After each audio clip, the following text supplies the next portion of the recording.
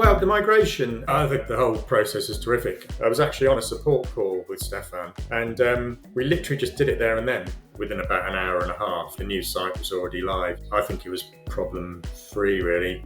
With Elementor Pro and Elementor Hosting, you don't just get a basic website, you can create a really, really good one, and fundamentally very easy to use and get to grips with. I looked at the Elementor packages. I could have 3 websites for the same price as I had with my previous provider. It's nice to see the work you put in come to fruition and see it all live. I'm getting, I think this month so far, I think I've had 870 clicks. So generally, we look at about 1,000 click-throughs a month, which is pretty good. If I can do that in a couple of weeks, I'm sure loads of people could do much better. Without an intuitive tool and also the excellent support, I wouldn't have been able to do it. So for me, there's so many things that went really well.